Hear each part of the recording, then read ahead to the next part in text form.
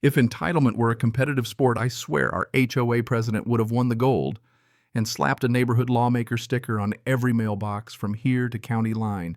No contest, not even close. You want to hear about chaos? Picture this.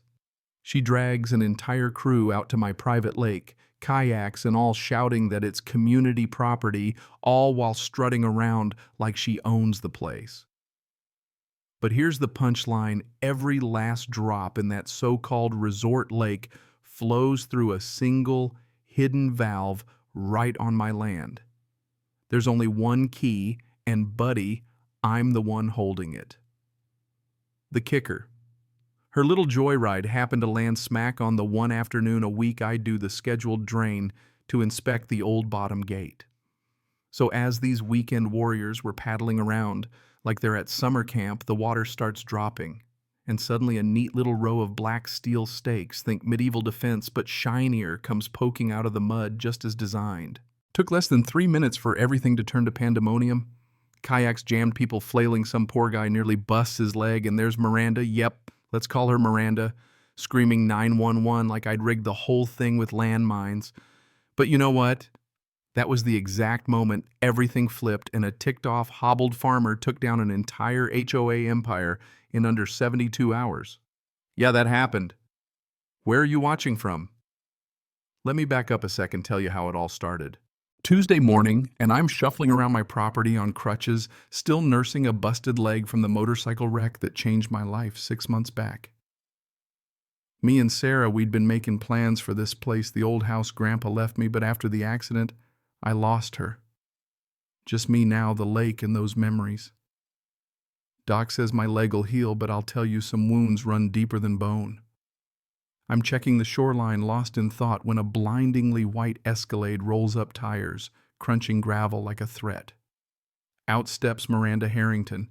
If you've ever met a woman who treats HOA bylaws like gospel and neighborhood meetings like Supreme Court hearings, you get the idea. She's got this vice president trailing behind her, Jake Morrison, the type who polishes shoes and egos for breakfast. Miranda doesn't wait for an invite. She just sweeps onto my porch folder, thick as a dictionary in hand, that famous frozen smile she uses on tax season. "Good morning, Ethan," she chirps, pretending she's bringing me cookies instead of trouble. "I hope you're healing. I wanted to discuss the community lake situation before we make it official." She waves at the lake behind me like she's about to cut a ribbon. Now I know that lake, every rock, every pipe. Grandpa built it, the deeds are all there in the courthouse, and the only water that touches it comes from springs he engineered. I let her finish her little presentation, but it's like watching a magic trick when you already know where the rabbit is. Community lake, I say. This thing's been in my family since before most of the houses here were even built. She slides the folder over like it's a poker game. That's where you're mistaken, Ethan. The environmental assessor's report says the springs feed into the community water table. Technically, that makes this a shared resource. It's got charts, maps, an official signature, and all but something feels off.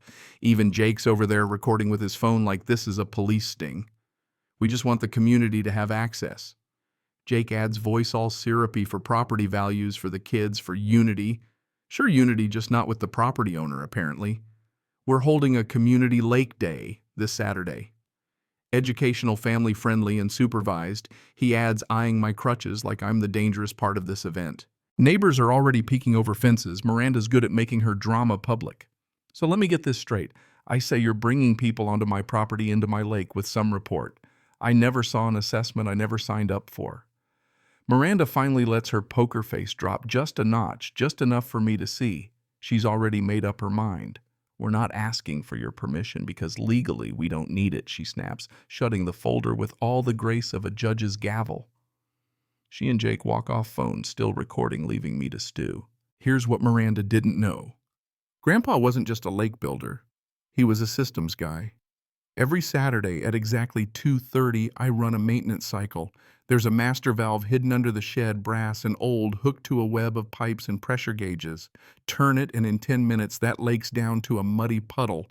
Better yet, those spikes designed for erosion control, but mean as hell, pop up when the water's low. Nobody knows about it but me. That's the difference between an HOA president and an actual homeowner. That night I'm on the porch, thinking about Grandpa's favorite line. Water is power, But the best power is the kind nobody knows you have when Betty Chen drops by.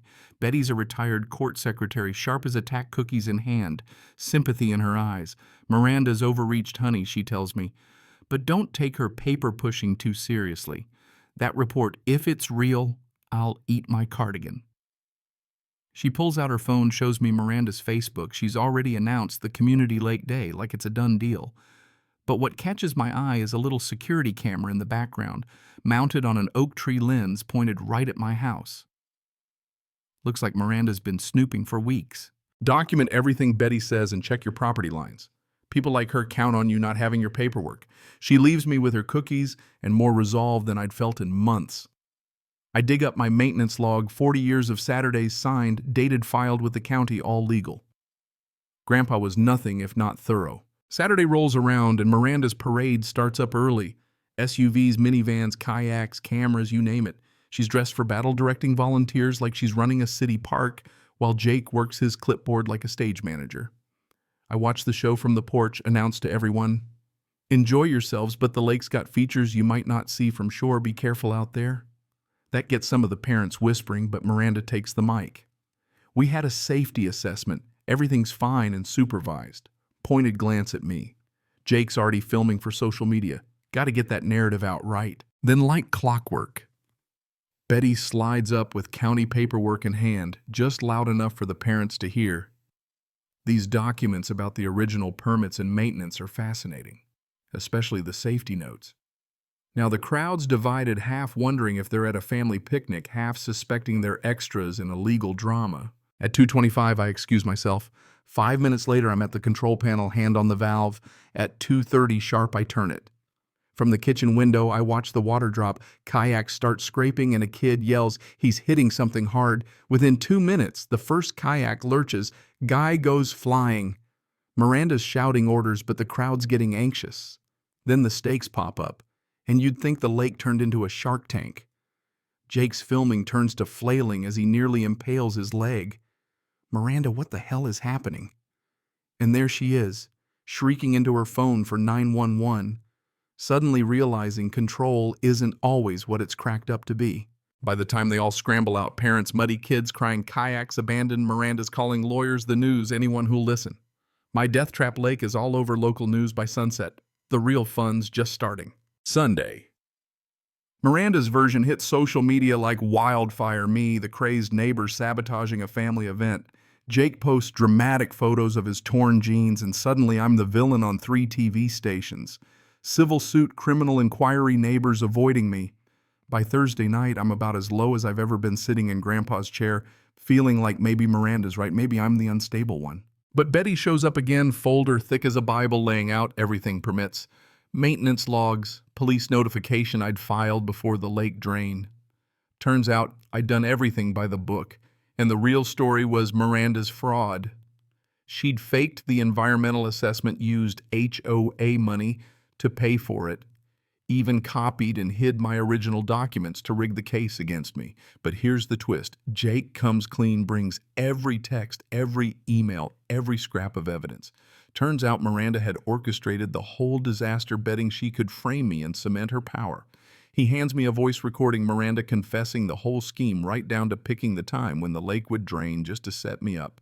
The next day, it's not just me on the defensive. The news is all over Miranda's scam. Betty's making sure the DA has every document. At Saturday's press conference, Miranda arrives in her Sunday best, but the crowd's different. Channel 7 shoves a mic in her face, asks about the recording. She blusters, accuses Jake of embezzlement, but the crowd's not buying it.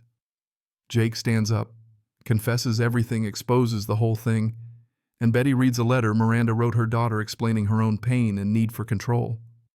For a second, people actually feel sorry for her, but nobody forgets the harm she caused. 3 months later, Miranda's got probation and community service, Jake's rebuilding his life, and Betty's running the HOA with more transparency than ever. I turned Grandpa's Lake into a memorial park, open to everyone's safety protocols and all honoring both history and community. As I watch families enjoy the water, my water, I realize that sometimes you gotta let the truth float to the surface even when it's buried deep. Water finds its level, and so do people. So, what do you think? Have you seen someone weaponize community for their own gain? Or maybe turn pain into purpose like Miranda. Drop your thoughts below. Was I wrong to defend what's mine? Or did justice finally win for once? Let's talk about where real community starts and what happens when power finally flows the right way.